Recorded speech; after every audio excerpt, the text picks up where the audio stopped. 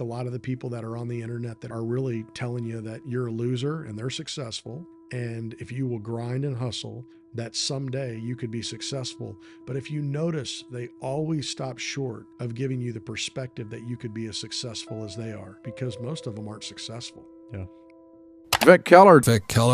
Vic Keller. Serial entrepreneur, speaker, and business coach. Some of his companies were successfully acquired by Warren Buffett's Berkshire Hathaway. Entrepreneur, investor, and CEO of Experience Ventures, Vic Keller.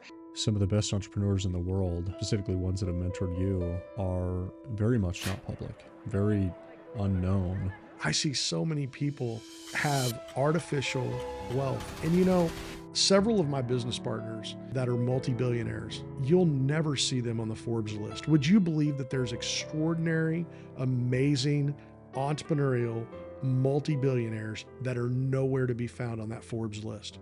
Yeah, for sure. They're not on it. Yeah. And they don't want to be on it. As a young 24, 25, today, I think that rich is loud and wealth is quiet.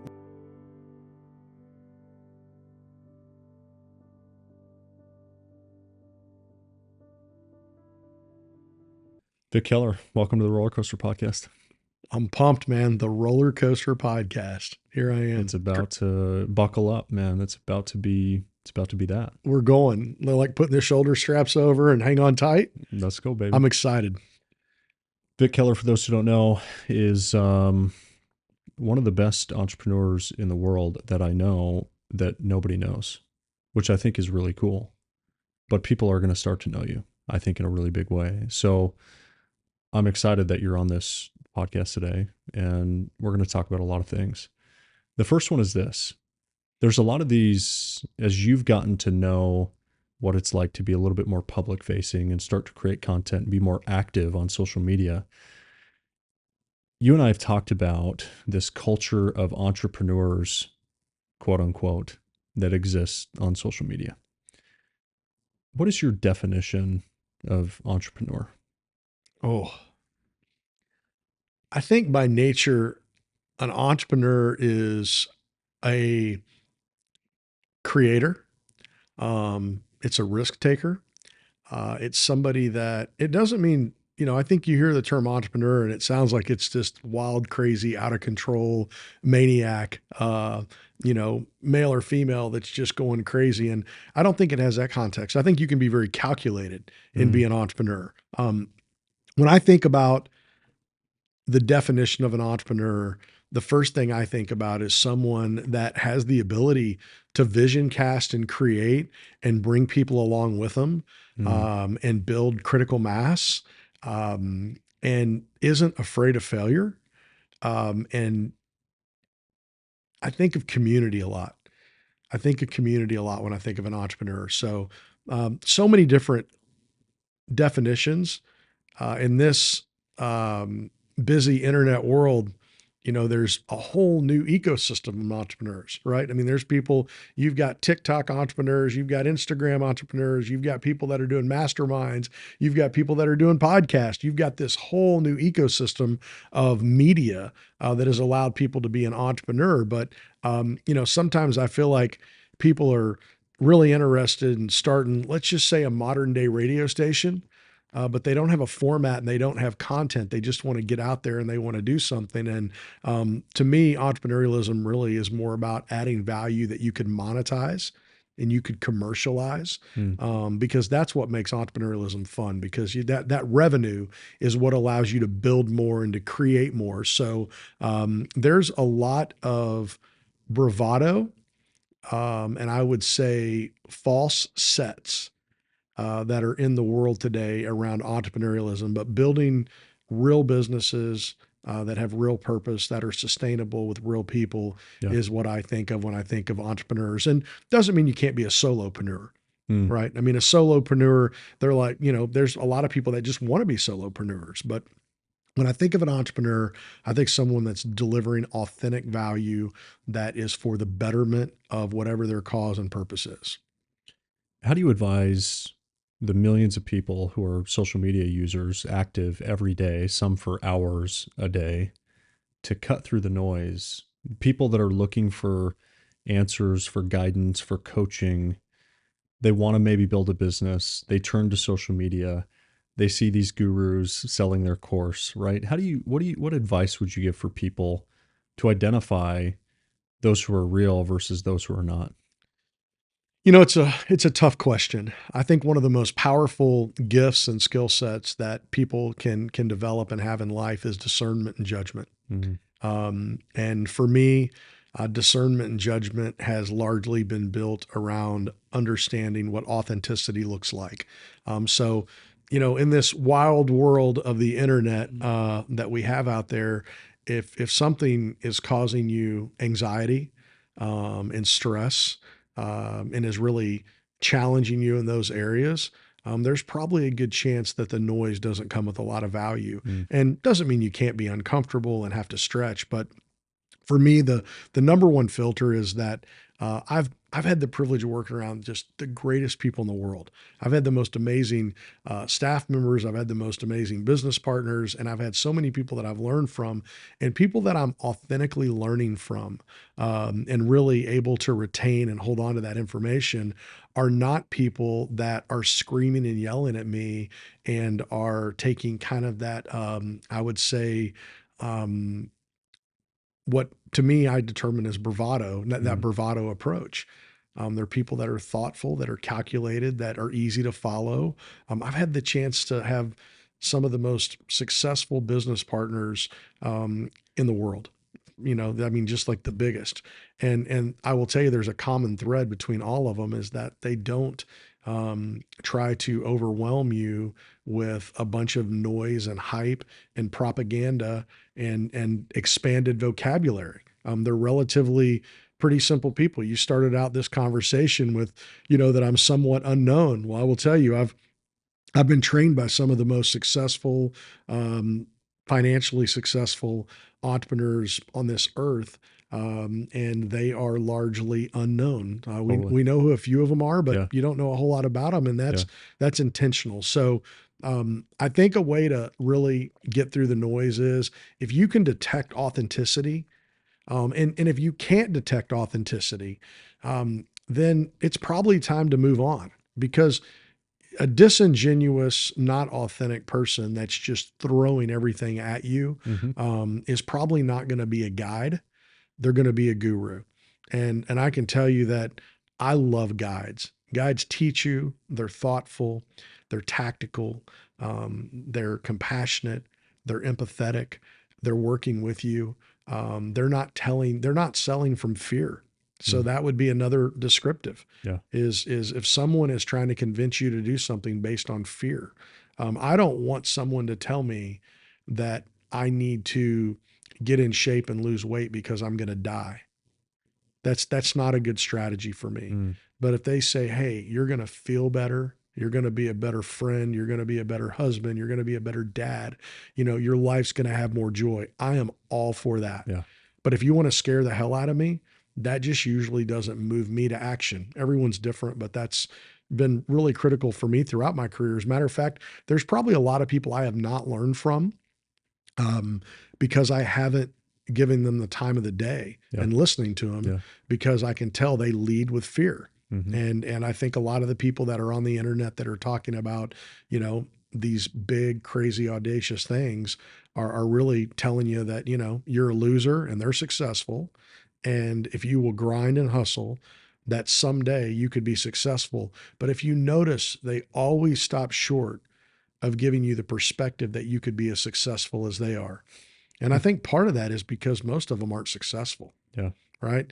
Anybody can go rent an airplane and stand on top of it and get a picture. It is not hard to do. You can do it legally. You can actually do it illegally as well. Right? So I don't know if that answers your question. No, I love it.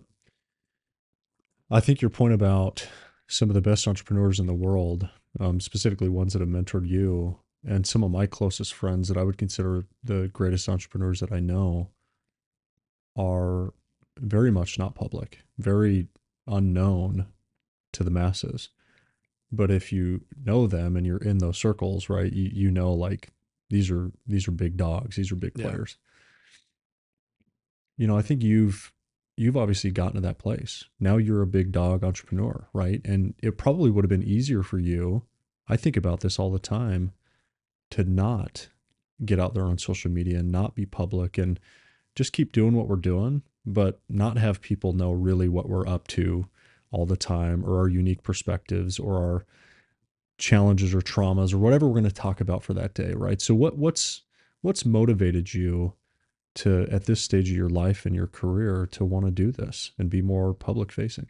Well, let me give you a little background on kind of what my operating system has been for the past, I would say better part of the past 20 years, and how it kind of became what it is. First Yeah. of all, I didn't come from any wealth. I have, a great family that we can talk about, but I didn't come from any wealth. I didn't come from any significance, other than my parents just loved the heck out of me. But I started out with nothing. So I was very, very fired up as a young guy of figuring out how to have things, right? How to experience things, whether it be going on vacations or getting a cool car or getting, a house or a pool or whatever it may be. I was after those things and I was very interested, but I also, I wanted to perform in a way that I would be able to, I think, be recognized. But for me, the recognition really wasn't the driving factor. The recognition was that I just wanted things that I didn't have. But I didn't exactly know what those things were.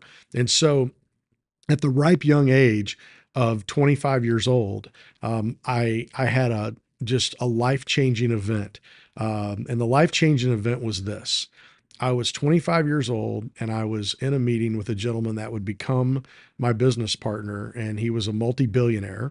And that was, 25 years ago, and billionaires really weren't a thing. They were a thing, but we didn't talk about them the way we did today. But this gentleman was a multi-billionaire. He was very successful.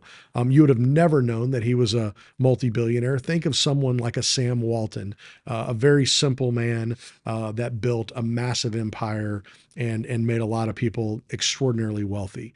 And we had a meeting, and I was leaving his office one day, and he looked at me and he said, "Vic, don't get rich and good looking." And I left with that kind of like your granddad said something to you that you didn't exactly understand. Right. And I'm like, okay, don't get rich and good looking. I'm like, wait a minute. What does he mean? I'm like, first of all, this good looking thing, I don't know that it's going to happen. Even at that, I was losing my hair at 25. I'm like, I don't think I'm going to be Liam Neeson or Brad Pitt or anybody else. I'm like, that's not going to happen. But getting rich, that's the agenda, right? I'm like, I want to get rich. And so I really reflected on what in the heck did this guy mean? Like, what was he talking about? And I thought about it for a long while, and I heard him say it many more times, and it finally resonated with me. And the resonation was this, that if you feel like you've arrived, you're done. And I took it a step further, and I really recognized that if you're going to be rich and good looking, you're going to push more people away from you than you're going to pull people in. And so, I remember for 20 years of building my businesses, even after those businesses were highly successful, one of the things I always wanted was a fancy car. I wanted a cool car. I wanted a fast car. I wanted a Ferrari, maybe before that, a Corvette or a McLaren, or I had these cars. I love cars and I wanted a really cool car. And I remember, during those years being frustrated at time that I drove a Nissan Maxima or a Toyota Camry for the better part of 15 to 20 years building a business. And, there early on, I was lucky to have any car because building a business didn't provide a lot of, revenue early on. It was just a big process and a fight. But as I started having some success, I wanted a cool car. And it was really tough for me, even during those years, to think about not driving that car out in public and not parking it out front in the valet line and not dare driving that thing to work. But those lessons that I really gained from that simple statement of don't getting rich and good looking meant don't broadcast your wealth. Yeah. Don't broadcast your riches. And if you think you're good looking, which means you really think you're above everyone else, you're not going to draw people in. So it was a simple lesson, and it was transformative, quite candidly, not just for me professionally, but also personally. Because the man that I was with my kids, and today I've got some great stories. One I love to tell is several years ago, I had the privilege to buy a private aircraft, and I took a flight, kind of a celebration flight on this aircraft, and I invited some buddies of mine to go along with me, and we took a selfie on the plane, and I posted it like a long time ago back in the day on Facebook.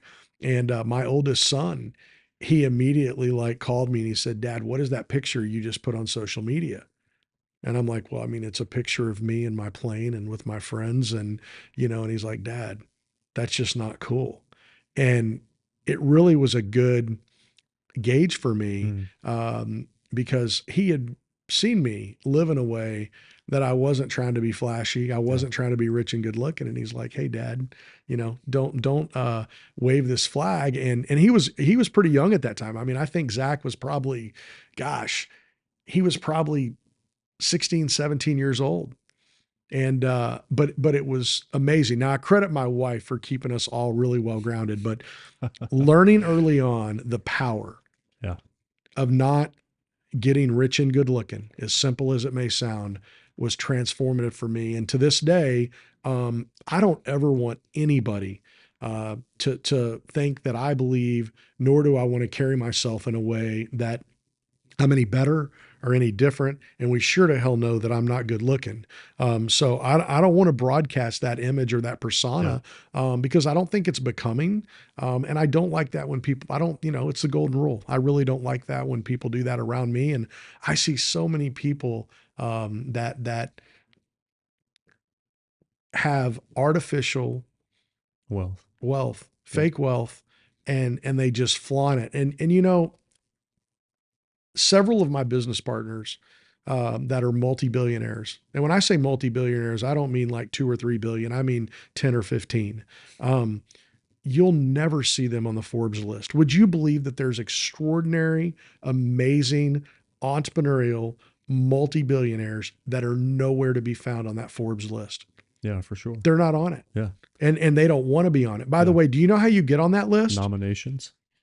You get on that list. Self-nominations. Yeah, there's a lot of ways to get on the list, but you can stay off the list as well. Yeah. And I can tell you, as a young 24, 25, 30-year-old, I probably like secretly, I wanted to be on that list. Yeah. I wanted to go there. Today, I think that rich is loud and wealth is quiet. Yeah, I fully agree. And again, like I think about my 10 wealthiest friends,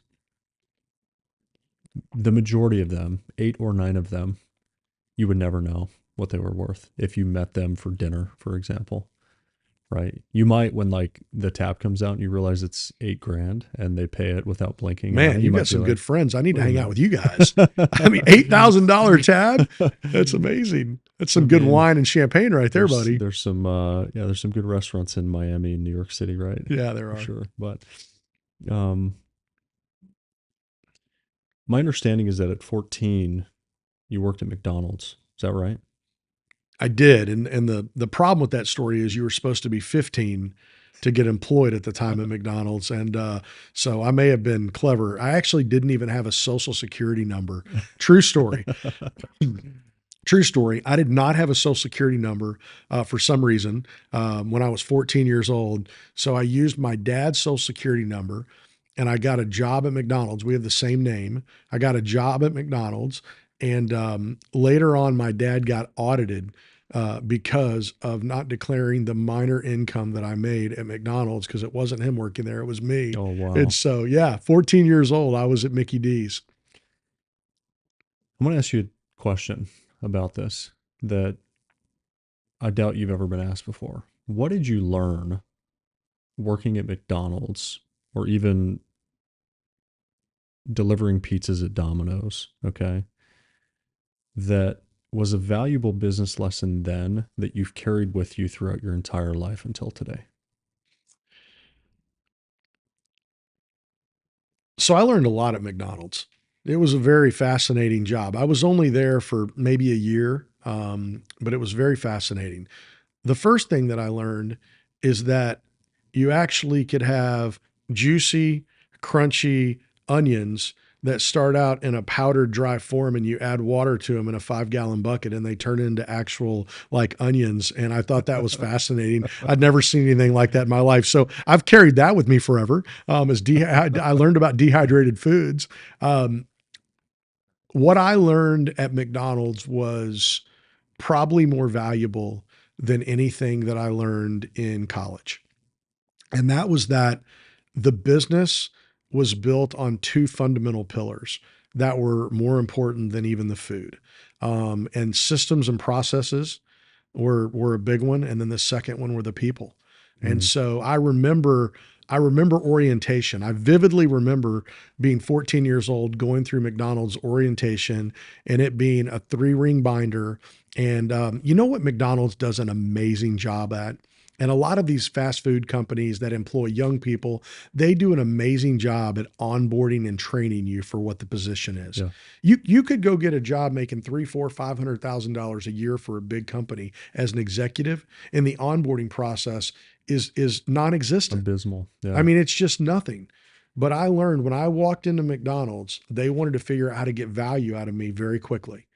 And their strategy was they were going to teach me what I needed to do. And that sounds so fundamental. So I remember the systems and the processes were very, very straightforward, but they were there. And then the people, everyone had a role, everyone had a position. And it was interesting to see how it worked together. And it was harmonious. You know, I mean, I don't know that I would have described it that way at 14. Yeah. I mean, at 14, it was, it was a job. I wanted to make some money, and it's what I did. But I probably, the number one thing that I learned from a business perspective was systems and processes, communication, and people are about as complex as business gets. And I think the other big thing that I learned is that if you work hard, it's not very hard to stand out. And at my short time at McDonald's, I mean, every time I was up for a raise, I got it. And it wasn't because, it wasn't necessarily because I wanted to do the right thing.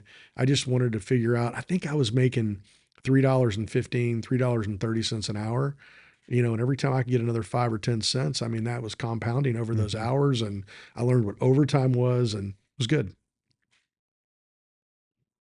In 2002, my understanding is that you started a lawn mowing business. I did. Okay. Was this you mowing lawns, or was this you orchestrating lawnmowers to go out and mow lawns, right? I mean, we're only talking about 20 years ago, right? Yeah. So was this really your first real business, like forte into business? Totally. Or foray into business? Yeah, totally. So I got out of college, and I went to work for JP Morgan. And I was a young man with a young family immediately. And I was making $28,500 a year. I had a beautiful office. I had a great title. I had nice business cards. But I wasn't making much money. And I was at JP Morgan with a young family. And I decided that I needed to, now we call this a side hustle. But for me, it was, how can I figure out a way to make a little bit more money to support my family? Yeah. And so I went and bought a Toro lawnmower. I got a trailer. I got a blower, and I got all the things that you need to put in the back of that trailer. And I put some signs out on telephone poles. I was in Garland, Texas, and I went and did some landscaping and lawn mowing. I think it was actually, the year of that was actually somewhere around 1999 or 2000. But yeah, I mean, just 23, 24 years ago, here I am, a young guy pushing a red Toro lawnmower, trying to earn extra dollars for my family. And that was my first, I would say, real entrepreneurial journey. Yeah. Yeah. It's wild to think of, and we're going to get into this, but what you've done in a relatively short amount of time since then, right? 20 years, like in the grand scheme of things, it's just not a lot of time. No. Right? You could probably say it feels like that was yesterday when you started this. Yeah, it was. This lawn mowing business. How many, to maybe set the stage for some of the discussion we're going to have around what you've built as an entrepreneur, how many companies have you been involved in as a shareholder? Oh, Total. a lot. Whether they were successful or failed. Been involved with as a shareholder, probably 35 companies. I've personally formed corporations and founded. I think I'm up to 16 companies. I've started 2 in the last year, but I think I'm up to 16. But I really I remember the first 14 very, very well. So I founded 14, and that sounds significant. But I can tell you, each time I formed those businesses, for the most part, I was going online and forming an LLC, and I was going over to GoDaddy trying to get a website, and I had an idea, I had a vision, and built a team. So the formation and the founding of businesses is seems dangerously simple to me. Meaning I can do it probably more times than I need to, but there's nothing more that I love than just creating a business. Yeah. How many of those businesses turned out to be successful or are on the track to be successful, and how many of them were not? I am just really perplexed myself to be able to tell you that they all had success.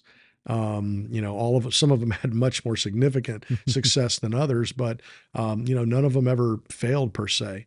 To this point. So as I get older and I continue to create businesses, and I will say I've always put a lot of systems and processes in place to try to mitigate against failure. It hasn't been, just crazy idea and I just go do it. I mean, there's some thought that goes into it, but I've not had one that I founded. I've been a part of some businesses that have not been successful, but I've not had one that I founded that hadn't been successful. A lot of those businesses, and let's just say the first 10, were very, very close together and were very vertically integrated, serving the same industry in the same market, and they grew off of each other in a lot of ways. So, those first 10 were the hardest businesses that I ever, have created. But they also, in some regards, were the easiest businesses because of the way that we just went about developing them and taking them to market. Yeah. Those were the ones in the auto space. They were. Yeah. Yeah. Thank you to our sponsors over at Bucked Up. I love this company. I love their products, their apparel, and their supplements. Recently, they dropped the mother of all pre-workouts, Mother Bucker. This is not for the faint of heart. This will make you want to claw your face off. So don't get stuck in traffic when you're headed to the gym. I love these guys. I love this company, and I love their products. They are clearly the best tasting pre-workout on the entire market, and they're number one for a reason. Bucked Up is my favorite workout brand, hands down. And they also have my favorite apparel for working out and just for daily life. It's Lululemon-like quality, but for a fraction of the price that's affordable. So head over to their site, buckedup.com, where you can check it out. And for 20% off their entire site, use the code TylerHall20. So eventually you took this suite of companies that you'd built. I'm assuming it's roughly this 10, maybe precisely this 10, right? And these were acquired by Berkshire Hathaway and Warren Buffett, right? So talk to me about just what that experience was like, maybe going through that process of, building those companies and ultimately like creating enough enterprise value to where they said, hey, this is something we'd be interested in taking on. Yeah. So there's a lot of complexities to how that came together. And when I started my first business, I was in an industry, the automotive industry, that I knew nothing about. But I saw a need that the industry had. And I was passionate about people and training and processes, and it's always really resonated with me. And I've really not thought about it at the level that I do when you ask about my first experience at McDonald's. Yeah. It was really transformative because I think that was my first exposure to what's known as professional development and training. So all of the companies that I founded were They were product companies, they were technology companies, they were services companies, there was a publication company. There were so many different businesses, but a common thread with all of those businesses that they really focused on providing professional development and training that brought the product to life and allowed the customer to be successful. So over the course of 15 years of building the ZAK companies, which is really kind of think of that as the holding company of everything else, I focused on the customer and I really focused on what the customer's biggest challenges were, which generally were either with staffing or were with a problem that their customer had. And so, I remember learning how to drive a car at 16, and I remember my, driver's ed teacher said, hey, the best way to be aware of what's going on around you is not just looking out of your own windshield, but look out of the windshield of the car in front of you. And so I've approached business the same way. And I've not just wanted to serve my customer, I've really wanted to serve their customer, because if I can help them be successful in that regards, there was going to be, exponential opportunity for everyone involved. So these companies were all built because I was relentlessly focused on one industry and largely a singular customer base.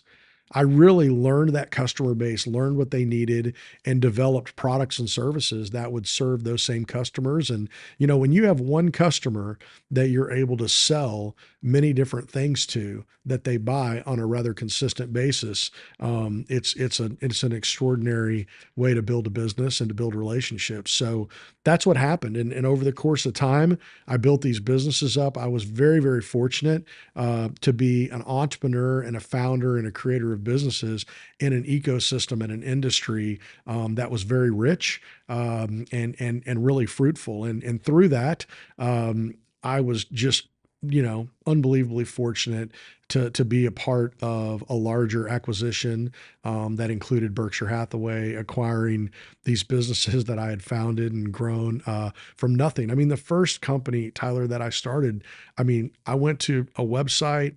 I remember it today. I went to businessfilings.com. I remember going to this website and I formed an LLC for $365. And I went over to GoDaddy, and I don't know what it cost then to form a website, but 10, 12 bucks, whatever it was, it may have been more. And I got the website, and that same company that I formed just trying to be an entrepreneur and start my first business is one of the companies that were acquired through that very significant transaction. Yeah, it's amazing. What's your, I think I expected when I asked you the question about these 35 or so companies that you've been a part of, I expected you to say half or more failed, right? I'm shocked to hear that the majority or all of these companies have been successful in their own right? The ones that I've found that have been successful, I've invested in some companies that have not been successful. Sure.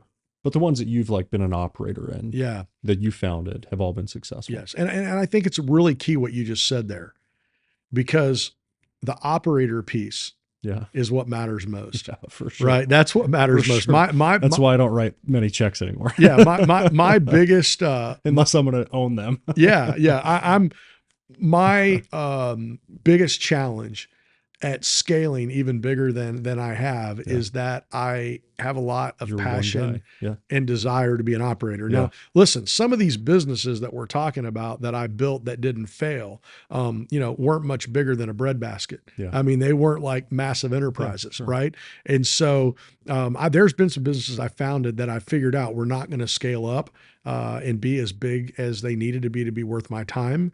And I've absorbed those in other businesses and done creative things. But truthfully, I have not had one that has just not worked. Yeah. What's look, I know there's no one secret sauce or magic bullet, right? But there's probably a few key principles that you could offer the audience that have directly attributed to this, near 1,000 batting average of companies that you've started or been an operator in. So what is it? Well, it's funny. There is a silver bullet. There is a silver bullet, and there is one core common discipline that's happened throughout all of these businesses. My focus, first of all, when I started my first company, I couldn't have been more of an imposter. I went into an industry that I knew nothing about. I had never started a business in my life. I had no financial strength or stability behind me. I had 2 Visa credit cards that each had about a $20,000 credit limit on it, which I have no idea how I got that, because that was more money than, my net worth times I don't know how many.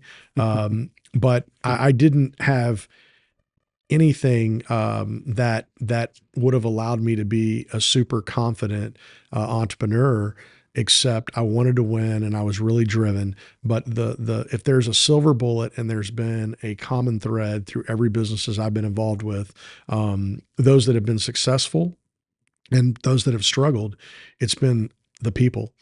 And so, the first business I started, I remember the first thing I needed to do was hire my first employee, and someone that was going to be in it with me that I could lock arms with, and we could go build a business. So it's always been about the people. And I don't say that to be, to come across as kind-hearted. I mean, people love to talk about people, but literally my strategy, my discipline, my formula for building businesses has always been about trying to refine and craft, and get better at bringing on extraordinary people and developing people that could grow the businesses. Yeah. Very rarely, I've not invented anything that has been highly complex. I've not had to rely on being an extraordinary engineer or somebody that was chasing, complex medical device businesses. It's always been more simple businesses, but these businesses have always grown to be what they are because of people. So I've spent sincerely all of my career focused on how do I get the right people on the team? How do I develop them? And that is hard work. Oh yeah. I mean, it is hard work. And I will tell you, my best days in business are the ones that I get to see people win and having a lot of success. And my most challenging days in business, it's not because of a product. It's not because of a design. It's not because of an expense. It's because of a challenge with an individual, right? I mean, so it's been people. What's one or two characteristics or, values, or choose the thing that's been common among great people that you've hired? So early in my career, great people were those that I could afford and talk into doing anything. Yeah. Right. I would mean, just they were follow. like, They would go and do. yeah. If I could just get you to follow me and I didn't know how to lead. So I don't want to say be a leader, but it was, can I afford you? And do you have some skills? Today that looks a lot different for me. Great people, have a great work ethic. They have a good work ethic. It's really important for me to be able to discern and see that. And when I say a great work ethic, I don't mean they work 60, 70, 80 hours a week. It's not about that, but they have a great work ethic. They're curious learners. They want to learn. They're intellectually stimulated. They're trying to figure out what's new, what's interesting. They're learning, and not just learning necessarily in the field of which we're working or serving, but they want to individually grow and develop. Tenacity. Tenacity is so big. Not giving up is a skill set and a discipline that I found in people that is just extraordinary. I've very rarely do I meet people that say, I wish I would have given up on this or given up on a person. And so those are big. I would say that if I get to be choosy and make a longer list, I love people that are addicted to innovation and improvement, not just within themselves, but with what we're providing to the marketplace and the customer. But you've got so many, I would say, price of admission items, like integrity, high ethics, easy to get along with, professional communicators. But there's really 8-10 skills that I have found that if an individual has the interest in developing in those areas, or they exhibit those attributes, they're going to crush it. I can't tell you how many people I hire and I shouldn't even admit this, but I hire in significant key roles into companies that don't have the subject matter expertise specifically and at the level they need to for the position, but they have all of these other traits that I know they're going to get there. I know they're going to get there. So, look, I don't want to hire someone that is really good at one thing, but highly disruptive in many other areas. Yeah. And in business today, I hear so many people say, well, you know, John's a real pain in the ass. He's hard to work with. He's really dramatic. He has this, this, and that, but he's really good at this. And all that other baggage is not worth the he's really good at this for me. And I'll tell you why. Because it totally destroys the community.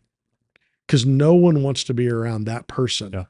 that has all these other issues but shines. And quite candidly, when you accept that level of behavior from an individual that may have this innate or extraordinary talent in one area, but does not have the common threads that keep everything together, Yeah. it kills the culture. Yeah. Culturally speaking, I want to double click on that. There's one thing that I think really separates companies, and it's the CEO's ability to develop, let's just call it a healthy culture, right? One of the ways that I see CEOs do this, and that they either do it really well or they fail, is to create a fluid environment of feedback inside the organization. Yeah.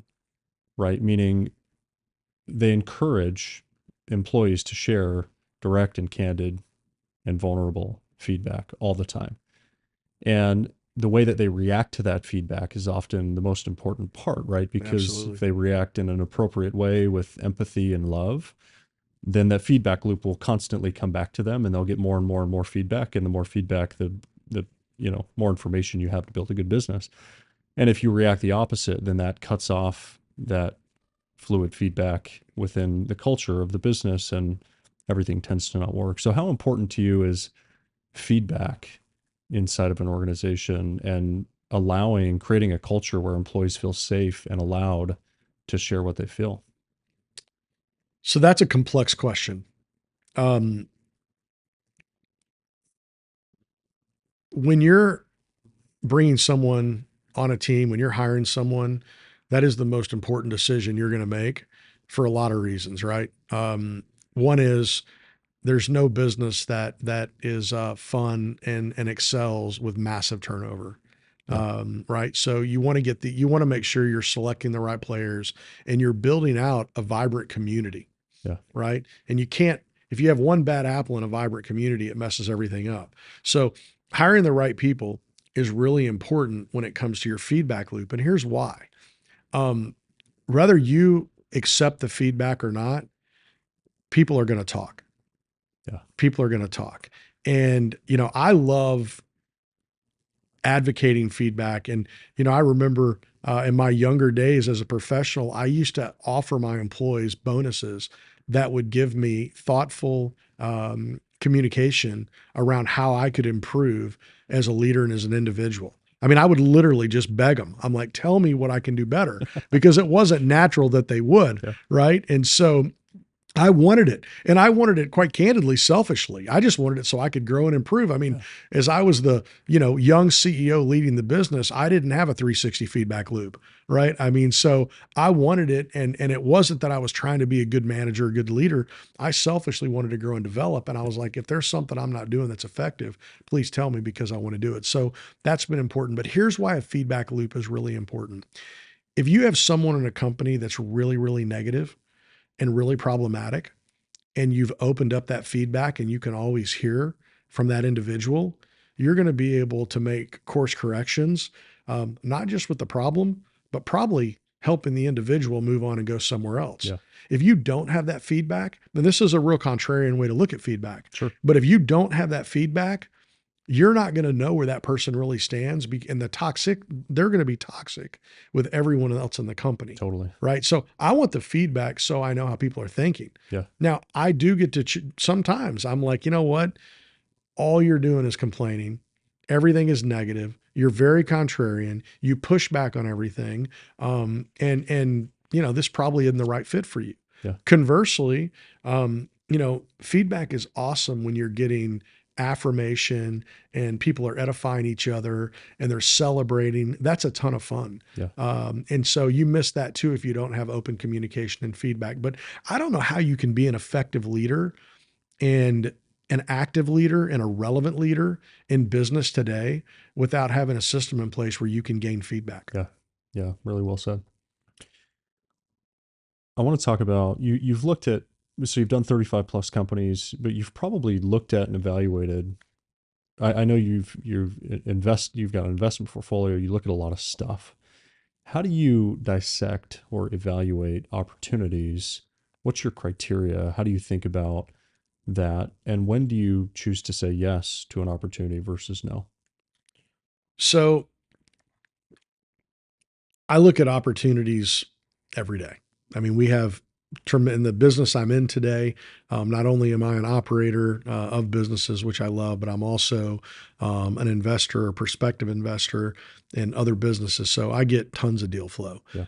For me, number one, the first thing that I'm going to look at is profitability. I am not a good leader or a good entrepreneur in businesses that don't have the ability to be profitable. And believe it or not, there's a massive market. I was reading just this morning about a company that just went public yesterday.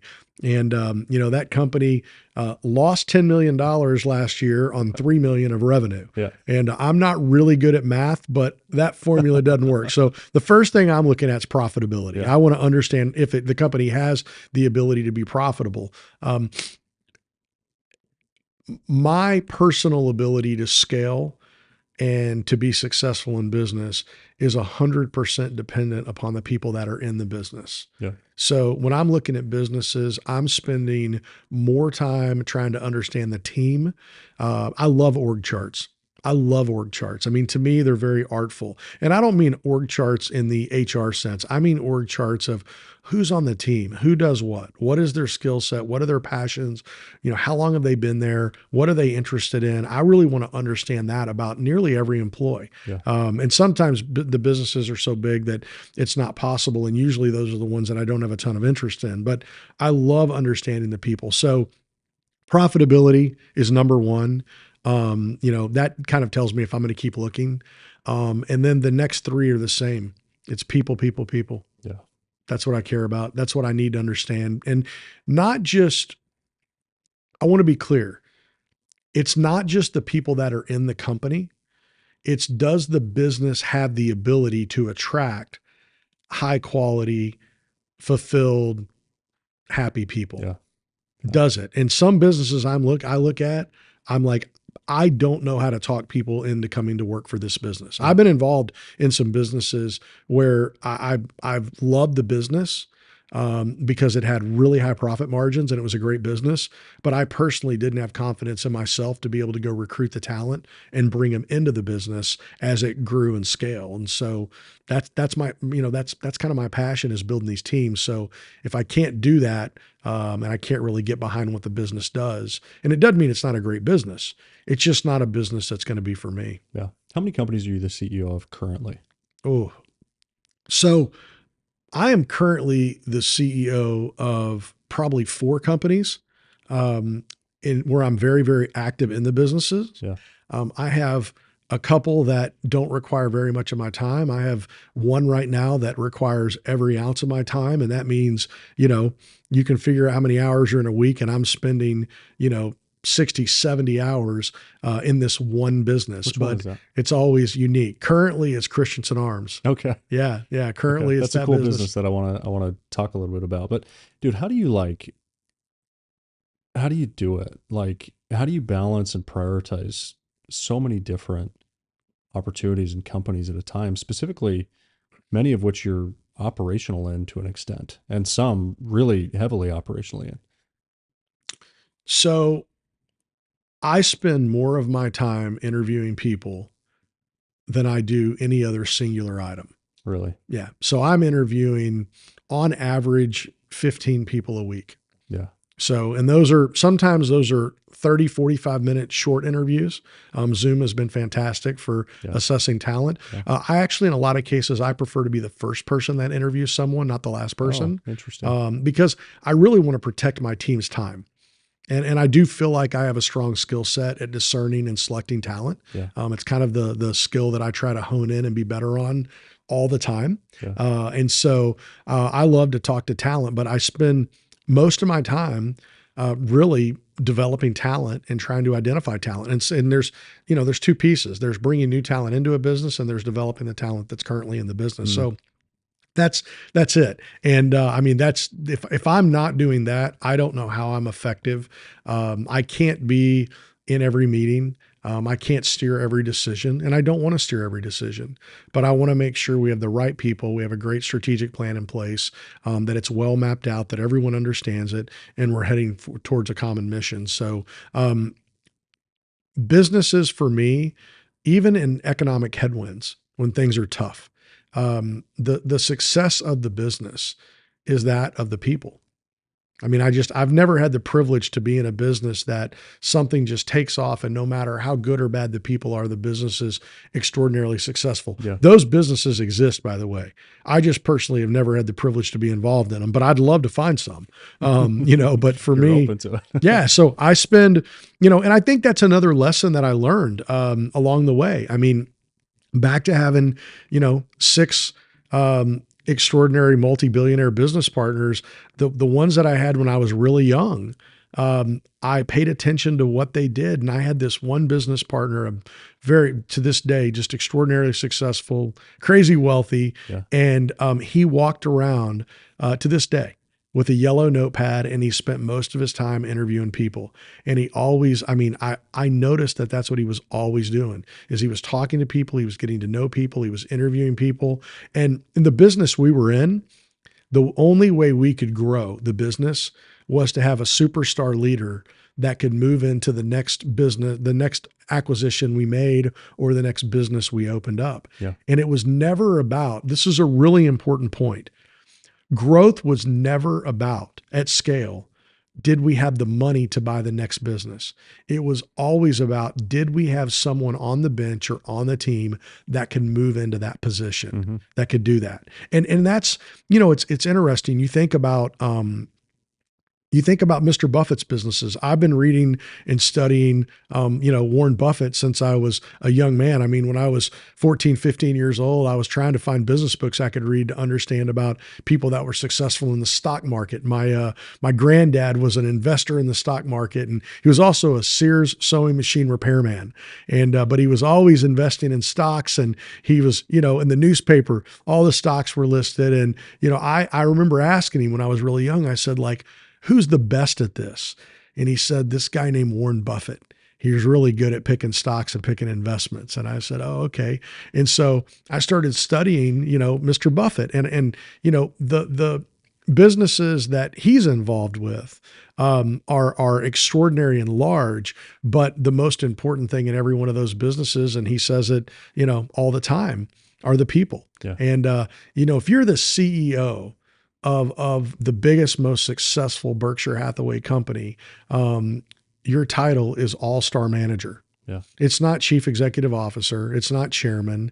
It's all-star manager. He refers to these people as all-star managers. And so when I'm thinking about business, I'm thinking about, who are my all-star managers? And some of them do have more glamorous titles, but there's been a lot of pieces that have come together to help me understand that. But watching, my business partner, that was, very, very, very successful, spend, I want to say 50, 60% of his time interviewing people, stacking talent, understanding who the right people were, helping people develop and grow. The same guy, he walked around with a living scoreboard in his mind about how your business was doing. He knew your numbers extraordinarily well, and he was able to sit down and have highly objective conversations with you about how the business was performing and where the opportunities were. And so those are two fundamentals I live by today is, I appreciate effort, but results and outcomes are what we measure. Yeah. I want to say a little thank you to our sponsors over at Dream Recovery. I love this company. I love the founder, Todd Anderson, and CEO. He's become a good friend of mine. He's been on the show. And Todd is one of these extreme sleep experts, maybe one of the leading authorities in the world on sleep and why it's so important, the benefits, etc. So he launched a company called Dream Recovery, which now offers a variety of different products to help you sleep better, including mouth tape, nose strips, and their world-class eye mask, which I use now every single day, whether it's napping or at night. And so I'm starting to track the difference between my REM cycles and deep sleep and just my overall sleep-wake cycle by utilizing this mouth tape, and it's been miraculous. And so they've been nice enough to provide a discount code below in the description. Go check them out. An amazing product, and you will not be disappointed. Yeah. So eventually you sold this group of companies to Berkshire Hathaway, and then I think shortly after you went and acquired this little company called Christensen Arms out of Gunnison, Utah. Yeah. Right. What year was that? How long have you been working on Christensen? And, by the way, I'll throw it out there. I'm a huge fan. It's one of my favorite gun manufacturers, thank you. Period. Thank you. I've spent a fair amount of money with Christensen Arms, right? One of my favorite guns that I display on my wall in my office is the 300 PRC MPR, right? Yeah. Which is Great gun. made by your company, right? Yeah. So what was that decision like? And tell me more about sort of the growth of that company and what's your plan with it? So I have never been a gun nut, as the industry calls it, or for that matter, a big gun guy. And I'm fine with firearms. I grew up as a kid. My dad would take me deer hunting every once in a while, and we had an old, gun that had been passed down in the family, and we would go hunt. And mainly it was me watching my dad deer hunt, and I did some deer hunting, and then. And I think 2012 or 13, someone invited me on an elk hunt. And I'd never been on any kind of a big hunt before and didn't know a whole lot about hunting, but it's kind of like golf. I'm a really bad golfer, but I really do want to show up with the best clubs because maybe they'll help me not be as bad. So I'm going on this hunt. I'd gotten invited to go to New Mexico to go hunt elk. And I was like, I've got to get a gun. And I remember seeing an advertisement in a blog of a bunch of different really high-end items that included carbon fiber. And one of those was this carbon fiber rifle called a Summit, made by a company in Gunnison, Utah, called Christensen Arms. And so I bought this gun and I went on this elk hunt. And I believe I was about 430 yards away from the elk, and I harvested the elk, and my family and I ate elk meat for, I think, 2 years, and it was like the best meat ever. I loved the whole process. I loved hunting. I loved all of it. I mean, this was amazing. And the gun was a piece of art. I mean, fully handmade, carbon fiber, made in the United States, long range shooting. And a guy like me that knew nothing about shooting a rifle was able to shoot an animal at 400 yards. I mean, that was just a phenomenon to me. Yeah. And so fast forward to 2019, and I had a friend call me. I had sold my businesses, and I really decided that, Tyler, I love to do startups, but I said, you know what I'm going to do? I'm going to start looking at companies that are good and try to help them become great. Yeah. And kind of a good to great strategy. And so I had a friend call me and he said, hey, would you have any interest in buying a gun company? I know you're on this mission to find a good company to buy and make it great. And I said, I come out of the automotive industry. I'm fine with guns. I like guns, but no, I'm not interested. And he said, well, let me tell you who it is. It's a small company out of Gunnison, Utah, called Christensen Arms. And I said, Christensen Arms? And he said, yeah. And I said, I have a Christensen Arms rifle. Like, I have a carbon fiber Christensen Arms rifle, a Summit. I've got a Swaro Z6i scope on it. I shot this elk. I'm getting fired up, and I'm like, I just want to go see the factory. And I'm like, I just go see the factory. So within a few days, I found myself in Gunnison, Utah, sitting down with the Christensen family. And, I identified that this was a good and really cool business. I mean, I had never owned a manufacturing company at the time. I'd been involved in a lot of manufactured goods, but we outsourced that manufacturing. And it was very fascinating to me. And I had a couple people that also loved the outdoor industry, that loved firearms, that loved, the concept of trying to make a company bigger and stronger and better. Fortunately, these were people that had been exposed to a little bit about my background and what I had done previously. And I said, let's go buy this company and try to make it into something special. And I had no idea how hard it was going to be. So I acquired this business at the end of 2019. And the first few months of 2020, things were not that great. It was okay. I was kind of like, what did I buy? And COVID comes along, and the early days of COVID, no one was thinking about, we were thinking the world was going to end, right? Or the mindset wasn't that outdoor consumer products are about to skyrocket. We had no idea. It was doom and gloom for sure. But it happened. It skyrocketed and it took off like a rocket ship. And all of a sudden we had to figure out how to turn this small little company that was making, 70, 80 guns on a good day to make hundreds of guns a day and be able to ship them all over the place. And so the work began, and that took us into 2021 and 22, which were some of the best, if not the best, firearms years ever. And so we built the business up, and our timing was good, not just with COVID, but there were some other gun manufacturers that had gone out of business, and we fought for their shelf space and really, we wanted to serve our customer with a high quality premium product. One of the areas that I've tried to stay away from in business are products that have really low margin, because it's hard to innovate and really charge ahead and to make big changes in an industry when you're dealing with very, very lean margins. And so I like that Christensen was a premium product. We were able to have good margins, and I had some ideas on how we could innovate, and I had some people around me that were strong. And then, when COVID ended, the party ended. Right. When COVID ended, all of a sudden everyone had stocked up on firearms for a few years. So there wasn't much of a pent up demand, and we were back to a new normal.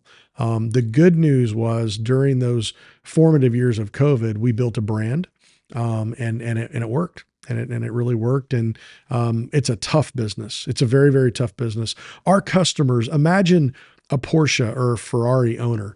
They're enthusiasts. They want precision. They want accuracy. They want quality. So, anytime we have any type of a misstep in those areas, there's not a lot of grace. So Christensen Arms has been a blast of a company to build. And you ask what the plan is. And I would say right now the plan is that we want to be the most successful bolt action rifle company on this earth. And we have a lot of opportunity to grow. We have some amazing new products that we actually start shipping today. Was the first day that we've shipped some of our new products for 2024, and we're so excited to get those out into the market. One of the things about Christensen Arms is we make premium, high quality products that for some people are aspirational. They're expensive. And I've really focused the last year, our team, on creating a product that wasn't just aspirational, but it was also attainable.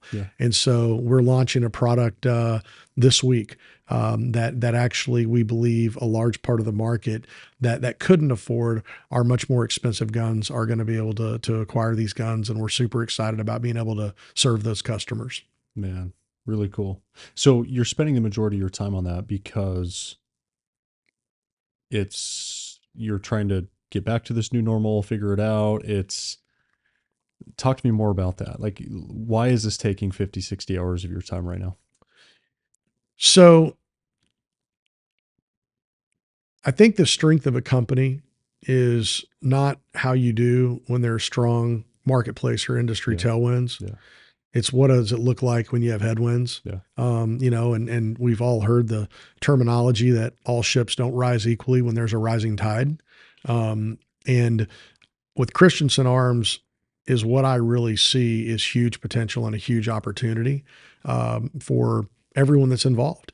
And I think that we have a chance to really dominate in the industry that we're in and to really be the most significant player. And we already are. We have a very strong premium brand, but I think to answer your question, it's opportunity. There's a lot of opportunity. The good news is that in like every business, matter of fact, right now there's a very, very key number 2 position in Christensen Arms that I'm hiring for. And so I'm recruiting talent every day, but the business is got so much upside and so much potential, but no matter how much we focus on innovation in our products, like every other business, the success of the business long term is going to be based on the people that are there, and that's where I like to pour my time and energy into. And so it's taken a lot of my time. I think it's got it's seasonal in the sense of, I'm not going to spend 60 or 70 hours a week in that business for many, many years. But I have a responsibility to everyone involved in the business, and the business, it needs me. If you force rank where, the needs are, it needs me, and I'm happy to be able to impact the business. And it's a fun business. I mean, it is so dang fun to, the outdoors and the hunting business is really more about just that, being outside, being with your family, being with your friends, sitting around the campfire. It's a fun business. And so getting to innovate and work with highly advanced composites and metals and design these lightweight, sophisticated, firearms that our military and police departments use to protect us, but also, a civilian can have in their hands to go out and enjoy the field and the outdoors. To be involved in that type of a business is just fun. I can imagine. And yeah, I love that brand. If you need another hard charging entrepreneur to link arms with you and be your number two, maybe we should talk about it. Okay. Well, I'm game. I'll tell you, it's some of the hardest work I've ever done. Manufacturing is really, really tough, but it is so opportunistic. But, yeah, I mean, let's lock that up. And I mean, you're in, it's done. It's done. You're ready to go. I want to wrap with this.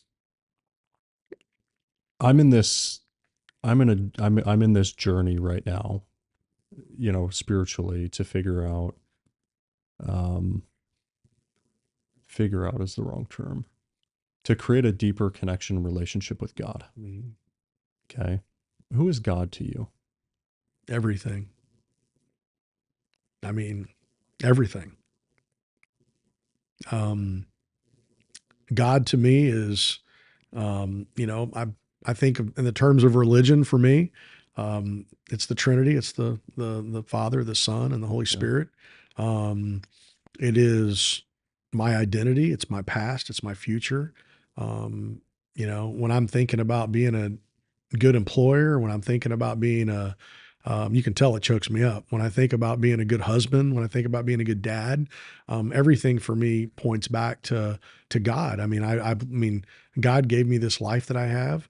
The fact that, Jesus died on the cross so I could have this life and is just extraordinary, for me. And so I am, my faith and my belief in God are, very powerful for me.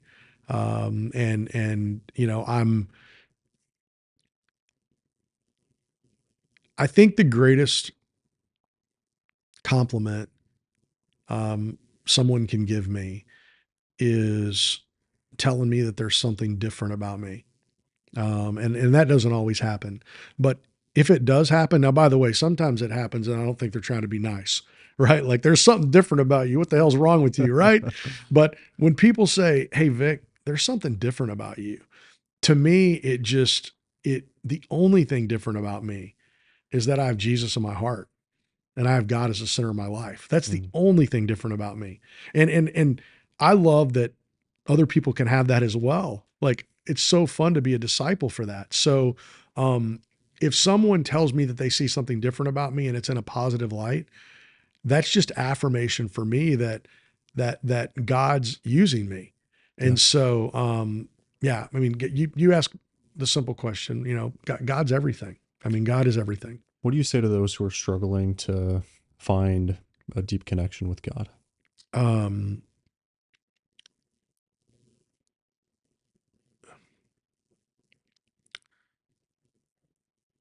Faith is, I have found that my faith is most powerful when I'm engaged with a community of like-minded people that share the same faith.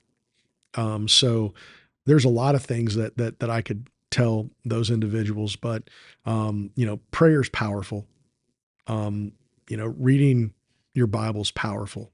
I mean, super powerful. Like I can't force rank any of these things, but I think finding a great church home, and being part of a healthy community and engaging and leaning in, is really where the magic happens. you and I talked a little earlier about how amazing worship music is, right? And I mean, I love all kind of music. I mean, music is probably, outside of eating, it's my favorite thing. I mean, I love good music. But I will tell you that the way Christ presents himself to me and in my life through music is pretty powerful. So I love music. But when I think about how someone can get more engaged, I think faith-based music is powerful, but I think that faith-based music is nothing without community around it, right? As an example, the Bible is so powerful. Scripture, and there's some extraordinary theologians that sit around and read scripture for, hours upon hours every day. For me, my growth in my faith has become, through community. And I have the privilege to sit on the board of Acts 29, which is, if not one of the largest church planting networks in the world. And I'm on the board with some of the most extraordinary pastors in the world. And I'm the business guy. I think I might be the only one that's ever sat in one of our board meetings and dropped an F-bomb, and they haven't kicked me out. But my point in bringing that up is, churches are important because of community, and community is important because people that are trying to find strength in their faith and trying to build a relationship with Christ, they need that community. Yeah. It's all about community. And I got to tell you, I'm a hard charging, fast pace, all over the place guy at times. And I don't slow down. I mean, like this past Sunday, my wife and I we had something going on. We weren't going to make it to church, and we watched church on TV. Okay. So we watch, that's a thing. People do that. And I don't think I'm not judging that. I'm not saying there's anything wrong with that, but the power of, and I love my pastor. He's one of my best friends, and he's an amazing human being, and an extraordinary man of God. And he's very charismatic and fun.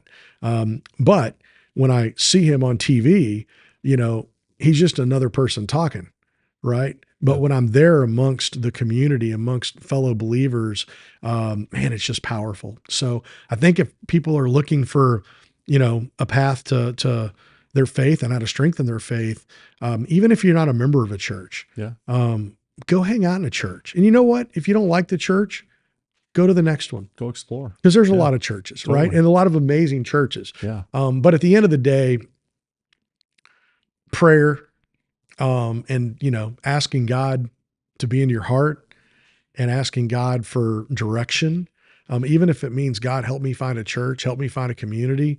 Man, it's just powerful. I can just tell you, it's my biggest wins, and my most challenging defeats, are like nothing without God being involved.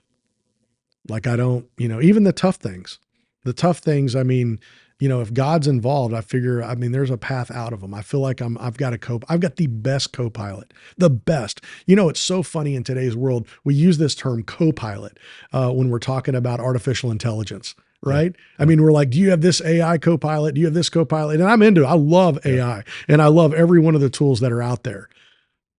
My co-pilot is Jesus Christ. That's my co-pilot. Right. And so, and that's like the best co-pilot. Let me just tell you, I don't know how to use a lot of the AI solutions. I'm trying to learn them all the time and love them.